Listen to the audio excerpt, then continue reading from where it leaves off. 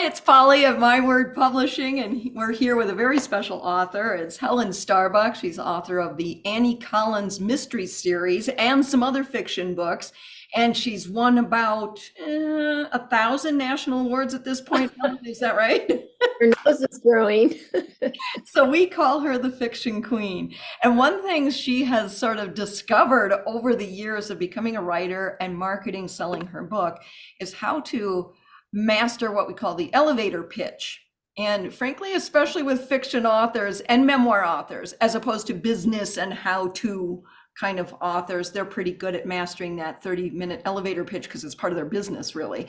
But otherwise, writers, the writers really don't know how to do that. And they just, what's your book about?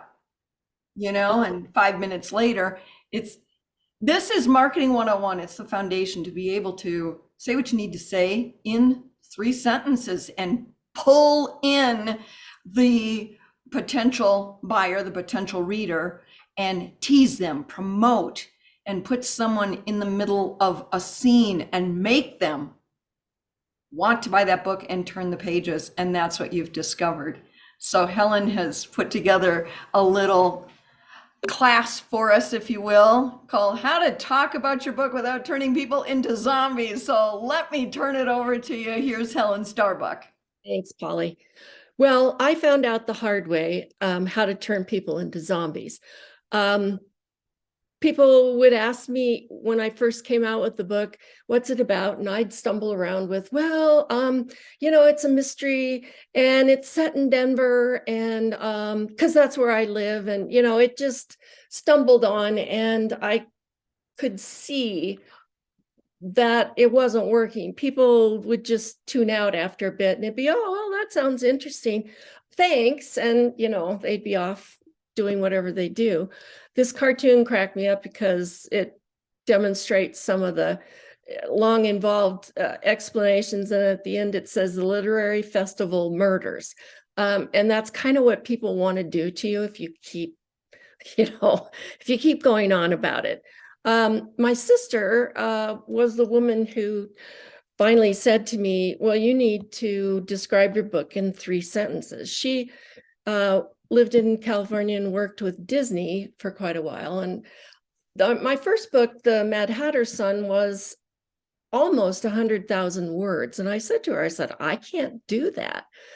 I said, it's a huge book. And she said, yeah, you can. You just need to work on it. So she said, think about it and come up with what you can and we'll talk about it. So I'm very grateful to her because she was the one that first explained to me how you have to work at making it interesting and not boring. And keeping somebody interested enough to actually buy your book is not easy. People have the attention span of gnats these days because of social media and how overloaded life is and one thing or another. So they don't have time to stand around and listen to you go on and on and on about your book. An example from a study by Graphius, the half-life of a post on social media is 23 minutes on Twitter, 60 minutes on Facebook, and he says 19 and a half hours on Instagram. I'm not sure that I buy that, but he did the research, so I'm going to go with it. The point is, you want to keep it short and you want to grab people's attention, and that is regardless of whether you're talking in person or in social media. So the 3-sentence pitch is commonly known as an elevator pitch. And it got that name because if you're in Hollywood and you're trying to pitch a screenplay, you should be able to do it in 3 sentences.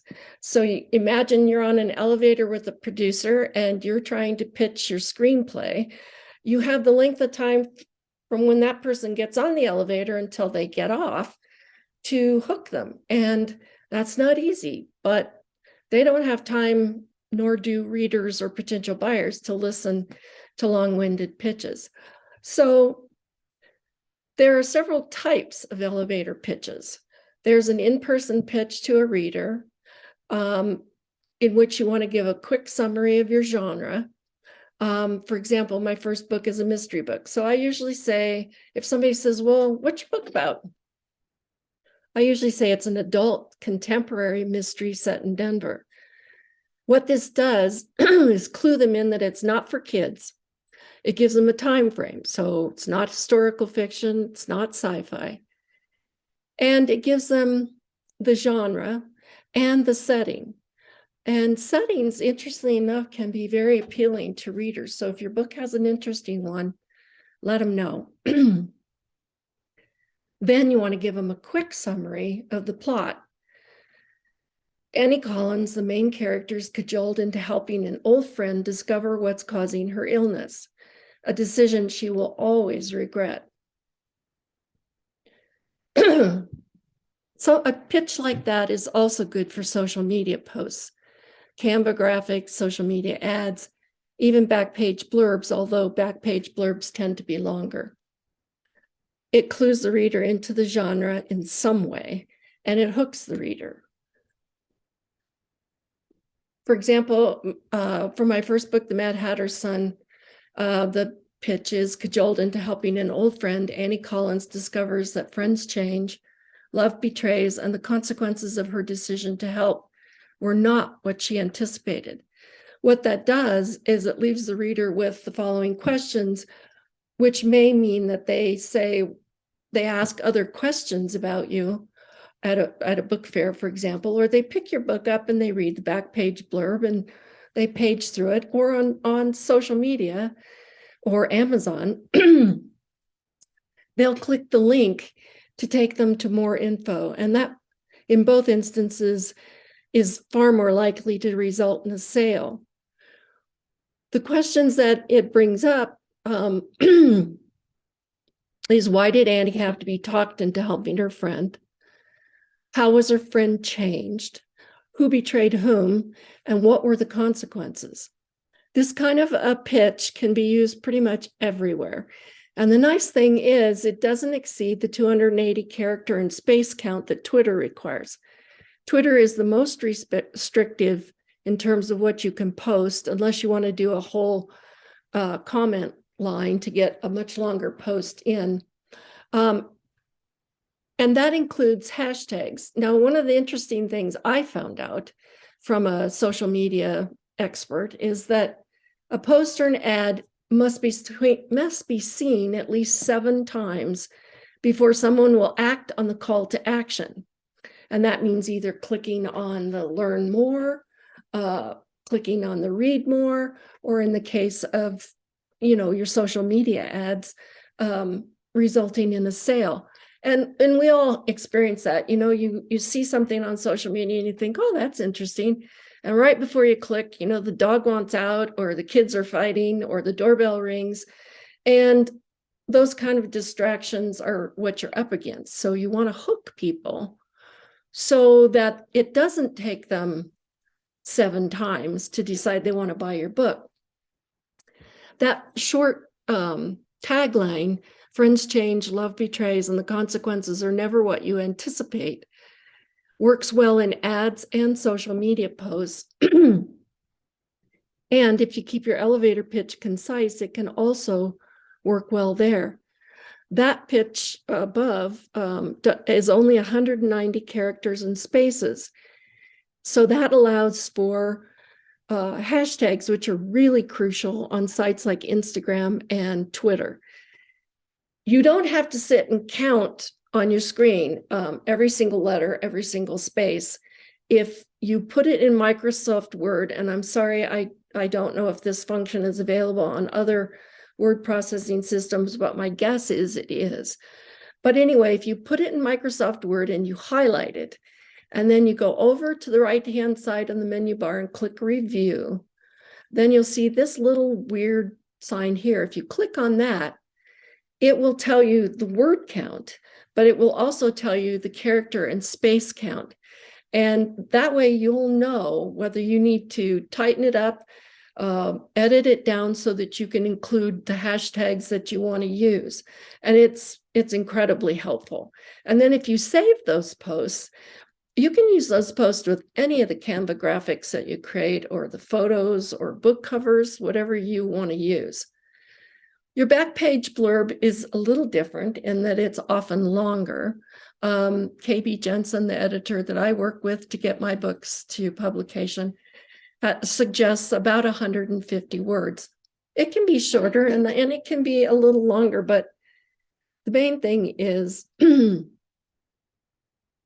don't want to rehash the entire plot, and you don't want to include spoilers. And, like I'm sure you've heard a million times, people do judge books by covers, and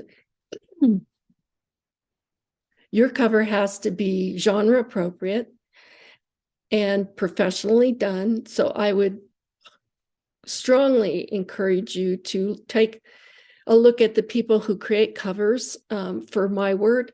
Victoria Wolf has done mine, and she does a wonderful job, but there are other great people that work with My Word who do the same great work. So use them. Yes, it's a little more expensive, but it is money well spent. Victoria's the best. Thank you. She's great. At that point, if they see your cover and it appeals to them, they'll pick it up and they'll turn it over and they'll read your back page blurb. And then if that appeals, they'll often open the book up and they'll read a couple pages. Or if you're on Amazon, the same thing works. Your cover will draw them in.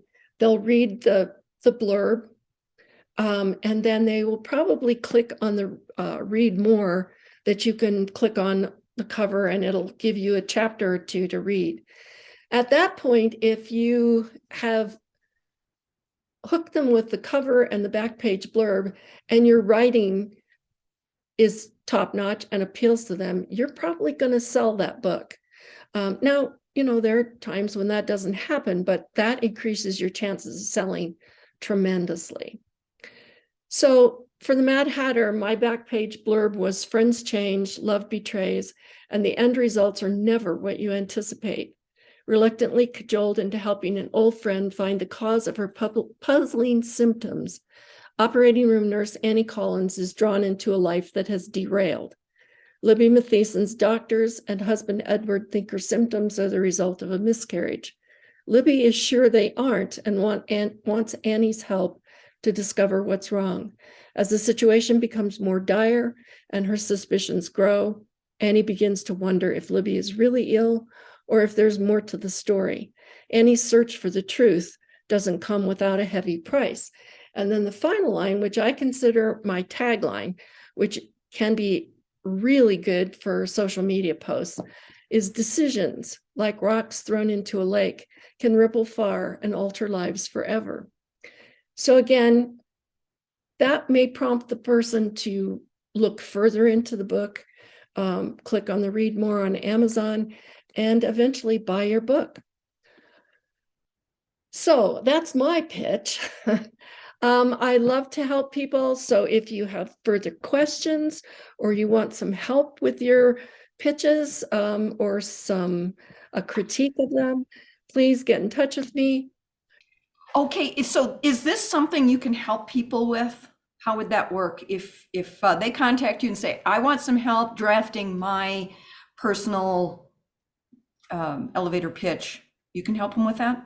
I can. I would love to. And I'm happy to do that. So contact me and we will talk further and see where we can go. Okay, well, thanks for your time. I mean, we don't realize how valuable this information is. And again, the foundation of a marketing plan is to be able to say what your book is about and hook them in.